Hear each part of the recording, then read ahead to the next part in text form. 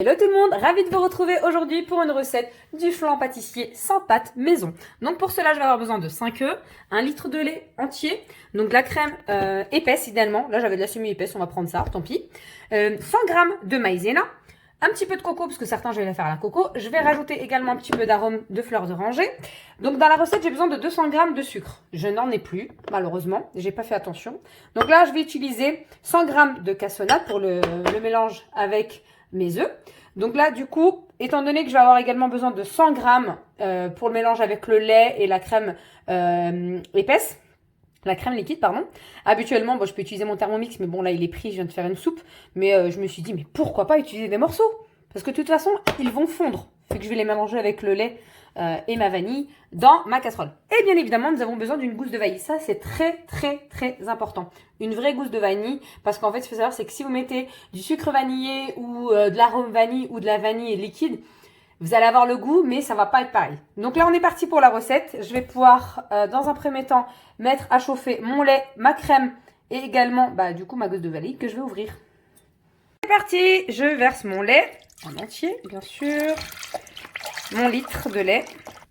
Je vais verser directement mes morceaux de sucre comme ça ils vont pouvoir fondre directement. Je prépare une petite cuillère en bois à côté pour remuer tout ça. Je vais également verser ma crème liquide. Donc là, j'ai raclé ma gousse de vanille. Donc, je verse le tout dedans. Je vais prendre également mes petits bâtonnets de vanille que je vais mettre dedans également.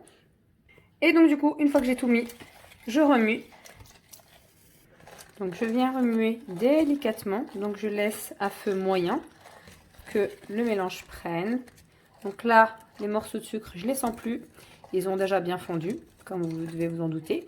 Et là, on est parti pour le mélange avec des œufs, la maïzena et le reste de mon sucre. Et là, je viens rajouter directement mon sucre cassonade. Je n'ai pas besoin de remuer trop longtemps. Donc, j'utilise un fouet.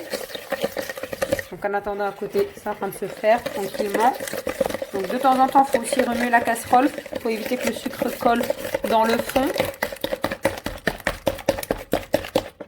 Donc, une fois mélangé, je viens rajouter petit à petit ma maïzena, tout doucement et délicatement. Donc, voici mon mélange, il est prêt.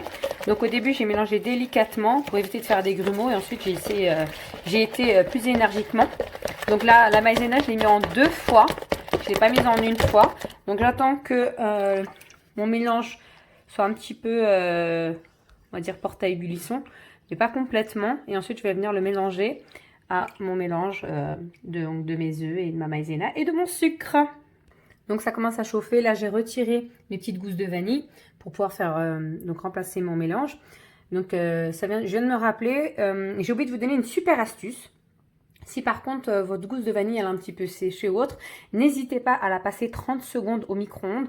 Ça va la permettre de lui donner un peu plus de rondeur. Donc elle va s'arrondir un peu plus et elle sera plus facilement maniable. Une fois que le lait est chaud, n'hésitez pas à le verser délicatement, petit à petit, pas en une fois, juste un petit peu. Et surtout, il faut bien fouetter énergiquement pour éviter que les œufs cuisent. Donc là, je mélange énergiquement, j'ai mis petit à petit. Donc on va mettre filet par filet. Donc je vais le faire je pense en 4 fois. Hop. Et on est parti, on remue encore une fois et on remue, on remue, on remue, on remue. J'ai posé mon téléphone, donc une fois que j'ai mélangé le tout, je reverse tout dans ma casserole. Pour encore une fois reporter à ébullition. Et justement, le fait qu'il y ait une maïzena, ça va donner de la texture à notre pâte. Donc je garde, voilà, aucune goutte. La vanille est précieuse. Donc là, et je continue à remuer, remuer comme une sauce béchamel délicatement. Bon, en plus, j'ai pas pris une très très grande casserole. J'aurais dû prendre une plus grande casserole. Et donc du coup, voilà. Donc, je reviens vers vous une fois que c'est un peu plus épais. Alors, en attendant que je passe mon temps à remuer, j'ai préparé à côté. Donc, j'ai acheté des nouveaux moules. Ils sont tout neufs. J'ai acheté le moule muffin de chez Guy de Marne. Et de mémoire, celui-ci, c'est le moule brioché. Donc, pareil, c'est 6 compartiments à chaque fois. Donc, ce qu'il faut savoir, c'est que Guy de Marne, franchement, ils font des super bons produits. Je ne travaille pas pour eux, pour information. Après, ce qu'il faut savoir, c'est que leurs produits sont vraiment efficaces. Donc, j'ai même pas besoin de mettre de gras ni rien. Le démoulage va être parfait et ça va du coup, éviter de coller. Vous pouvez le voir, il a bien épaissi. Donc là, Il ne me restera plus qu'à la mettre dans mes moules. Donc elle a bien épaissi, vous voyez, regardez, hop là, elle est bien épaisse.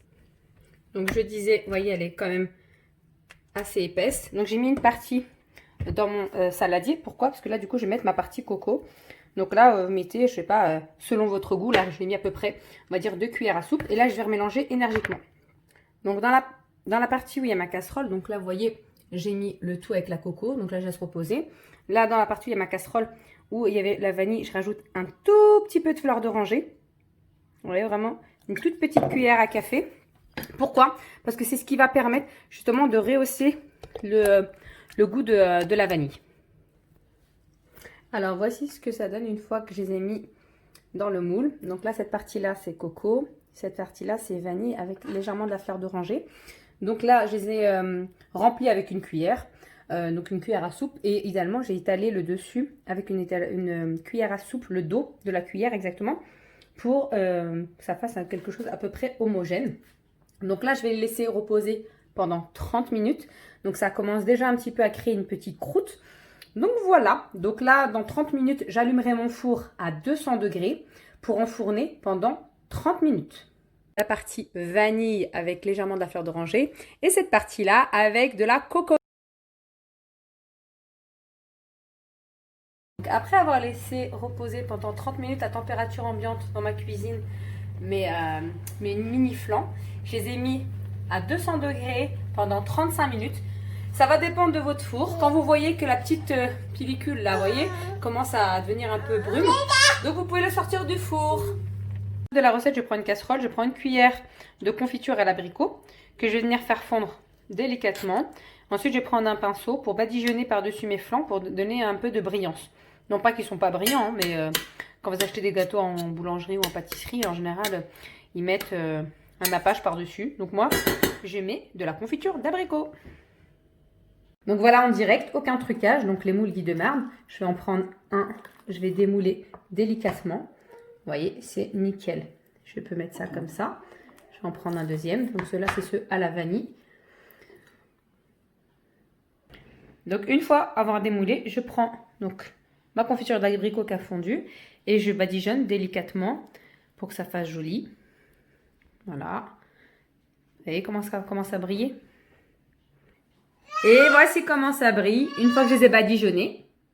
Donc là, n'hésitez pas à liker et à partager. Donc là, ceux-là, je les ai même badigeonnés même sans les démouler. Hein. De toute façon, le démoulage, je vais se faire facilement avec ce moule de chez Guy de Marne. Donc voilà, n'hésitez pas à liker et à partager. Il ne me reste plus qu'à vous souhaiter un bon appétit. Et à bientôt pour de nouvelles recettes.